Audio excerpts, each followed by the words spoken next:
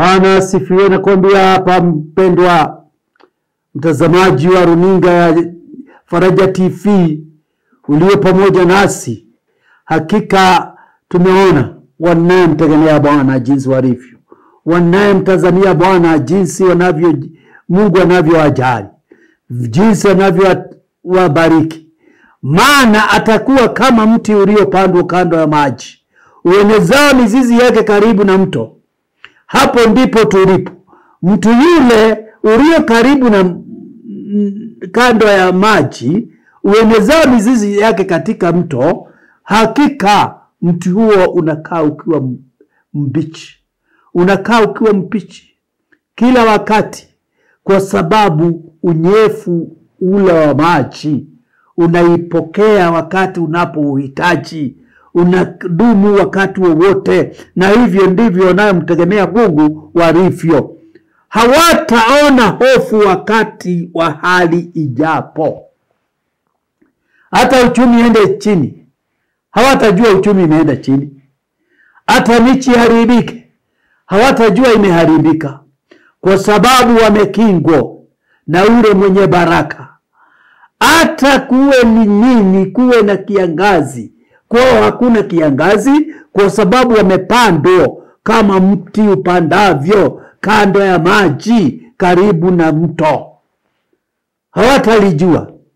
Wakati unaimba wimbo wa shida na taabu, wa magonjwa na maradhi, wao hawalijui, kwa sababu wamekingwa na ule mwenye kukinga, ule ambaye ndiye mwenye kubariki, mwenye kuponya, mwenye kufufua, mwenye kukomboa, ndiye ule kabisa waliye naye. Bali jani lake litakuwa bichi. Hebu imagine, mili yao inakaa ikiwa bichi, haina hari ya kugonjeka, haina hari ya kudhoofika, haina hari ya mioyo yao kuwa na stress na kuwa na mapresha ya kadha wa kadha, kwa sababu wako katika hali ya ubishi, kwa sababu wamepandwa kando ya mto na ule Mwenyezi Mungu mwenye kuwabariki. Wala hawatahangaika mwaka wa uchache wa mvua. Wakati ule kuko na kiangazi, hawatahangaika kwa sababu ya uchache wa mvua, kwa sababu sto zao zimejaa. Wala hautaacha kuzaa matunda. Hii mti unaomtumainia hautawacha kuzaa matunda. Kwa sababu nini? Wengine wanategemea wanadamu, kwa sababu moyo, katika mstari wa 9 inasema, moyo huwa mdanganyifu kuliko vitu vyote. Kama kuna kitu danganyifu ni moyo. Moyo huwa mdanganyifu kuliko vitu vyote. Una ugonjwa wa kuficha. Nani awezaye kujua? Moyo una ugonjwa wa kuficha. Nani awezaye kujua? Mimi Bwana na uchunguza moyo, na vijaribu viuno, hata kumpa kila mtu kiazi cha njia zake, kiazi cha matunda ya matendo yake. Usidanganywe na moyo mpendwa. Usidanganyike ya kwamba uende ukatumainia wanadamu. Usitumainie watu wa ukoo wenu. Usitumainie hao watu unaoona kama ndiye walio na suluhu la maisha yako. Suluhu la maisha yako ni na Mungu. Na katika Zaburi 118, nataka tu kutia hili neno nguvu upate kulielewa. 18 mstari wa 8. 118 mstari wa 8. Zaburi ni wimbo wa Daudi. Daudi alisema, ni heri kumkibiria Bwana kuliko kuwatumainia wanadamu. Hata wanadamu wakiwa milioni 50 kama wale Kenya tulivyo. Ni heri kumkibiria Bwana, uachane na Wakenya milioni 50, kuliko kuwatumainia wanadamu. Mstari wa 9 anasema ni heri kumkimbilia Bwana kuliko kuwatumainia wakuu. Ni heri kumtumainia Bwana kuliko kutumainia mbunge wako, kuliko kutumainia OCS aliye wa jamii yako, kuliko kumtumainia aliye kiongozi wa taifa. Heri kumtumainia Bwana. Sio mimi ninayesema, ni maandiko inayesema heri kumkibiria Bwana kuliko kuwatumainia wakuu, hata wakiwa na ukuu aina gani. Heri umkibirie Bwana, uachane na wao. Ni maandiko inasema. Kwa hivyo wapendwa, mimi naomba heri tumkibirie Bwana wakati wa dhiki. Heri tumkibirie Bwana wakati wa taabu, wakati wa masumbuko, wakati hatuna fedha. Tumkibirie Bwana. Ndiye mwenye Alfa na Omega, ndiye mwenye dhahabu yote. Fedha na dhahabu ni mali yake. Aliunda ulimwengu kwa msemo wake, ndiye mwenye vyote. Kwa hivyo heri kumkimbilia yeye kuliko kuwakimbilia wanadamu, kuliko kuwakimbilia wakuu. Wachana na wanadamu, wachana wote walio hapa katika taifa letu, watu milioni 50. Usiwakimbilie, kimbilia Bwana. Heri kumtumainia kuliko kutumainia wanadamu. Mkimbilie yeye. Heri kumkimbilia kuliko kutumainia wakuu, viongozi tulio na wao. Usiwatumainie, tumkimbilia Bwana, wachana wao. Bwana ako na suluhu. Bwana ako na jawabu. Bwana ako na jawabu lako. Kwa hivyo usijali. Wewe Bwana ndiye suluhu la maisha yako. Ukiingia hata katika Zaburi 125 mstari wa 1 pia inaweka hii maneno nguvu. Wamtumainio Bwana. Hebu sikia hii. Hii ni nzuri zaidi. Inafaa zaidi. Wamtumainio Bwana ni kama mlima Sayuni ambao hautatikisika, wakaa milele. Hebu sikia. Wanaomtumainia Bwana ni kama mlima wa Sayuni. Mlima hautingiziki, mlima hauondoki, mlima hauenendi, bali wewe ndiye unafaa kuenda ukaribie mlima. Mlima hauondoki. Kwa hivyo ni heri kumtumainia Bwana, kwa sababu hawa ni kama mlima ambao hautatikisika, wakaa milele.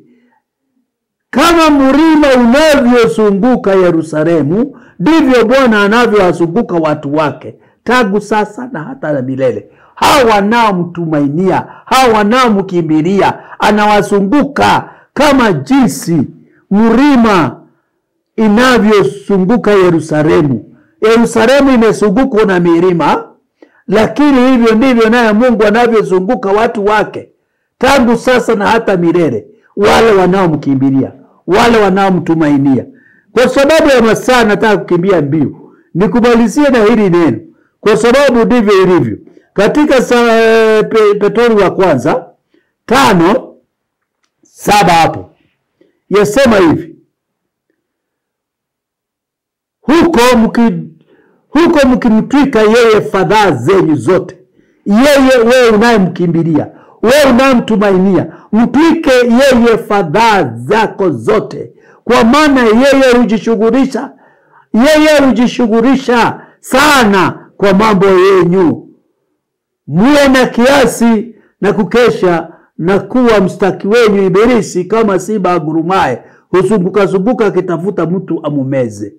Sasa umemnyima nafasi, kwa sababu wewe umetwika Bwana fedha zako, umemtwika Bwana ile mambo yako uliye naye.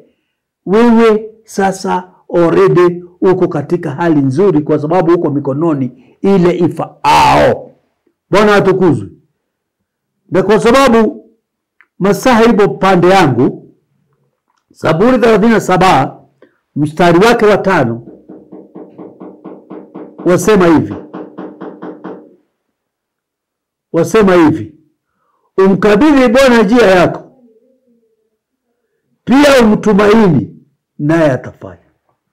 Sikia, umkabidhi Bwana njia yako, pia umtumaini, naye atafanya.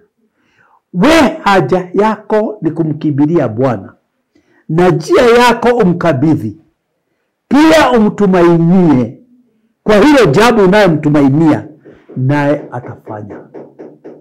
Naye atafanya hilo jambo ulilo nalo, unalolikusudia, unalolitarajia, unalolitamani, unaloligojea, atalifanya. Bora tu umtumainie, bora tu umtumainie, bora tu umtumainie, naye atafanya. Kwa sababu ya masaa na wakati haumo upande wangu, na haumo, na sitaweza, na sijapata ile neema ya Yoshua ya kusimamisha jua, na tutakuwa na wewe tena siku kama hii, masaa kama haya, hapa tu kituo hiki cha Faraja TV, chemichemi ya ukweli, na katika program hii ya uzima wa kiroho na nidhamu.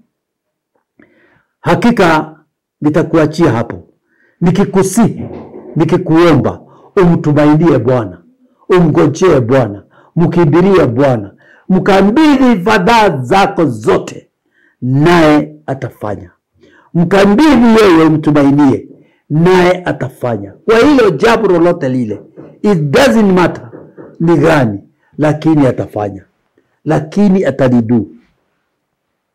Kwa hivyo, kwa wakati huu mimi nataka kuacha, na mliokuwa naye si mwingine bali ni yule mdogo kuliko wote, ambaye ananyenyekea na ambaye hastahili, bali wewe ndio unayestahili. Kwa hivyo ninakusihi, kwa wakati mzuri huu, utafakari ni jambo gani ulilo nalo, umkabidhi Bwana na umtumainie.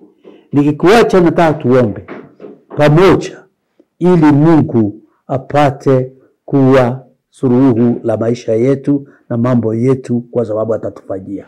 Baba umwema na mwaminifu, umwema na mtakatifu, wewe ndiye mwanzo na mwisho, kimbilio na tumaini, tegemeo na kusudio. Wewe ndiye Bwana tunayekufanya tumaini letu, tunakukimbilia wewe Bwana, mfalme wa amani. Chukua ushukani wako, mamlaka yako itawale juu ya maisha yetu, juu ya shida zetu, taabu zetu, twaikabidhi kwako. Hatuna suluhu sisi, lakini uzuri ya mambo yote, wewe ndiye suluhu la maisha yetu, ndiye suluhu ya jamii zetu, ndiye suluhu ya kazi zetu, ndiye suluhu ya haya yote tunayoyapitia, kwa sababu wewe ni Bwana, wewe ni Mungu, wewe ndiye mfalme. Tumeona ukitenda hapo awali, hata sasa unatenda, na hata kesho unatutendea, na siku zote za maisha yetu. Wewe ni wewe tu tunayekutumainia, katika jina na damu ya Yesu Kristo. Wapendwa wa runinga ya Faraja TV, wanaotekeleza wajibu huu katika hali ya kueneza, Mungu wa amani, Mungu wa upendo, wabariki na wakabidhi mikononi mwako. Watendee makuu na ajabu, waonekanie, wadhibitishe, jidhihirishe maishani mwao, katika jina na damu ya Yesu Kristo. Ni asante Baba, ni asante Mungu, ni asante Roho Mtakatifu, na ni katika jina lako Baba, Mwana na Roho Mtakatifu tunaomba na kuamini. Nami si mwingine bali ni yule mdogo John Muraguri, akikuacha na akikuaga kwa heri mpaka tuonane siku ingine, siku kama hii, masaa kama haya, hapa tu kituo hiki cha runinga ya Faraja TV, chemchemi ya ukweli. God bless you. God see you through.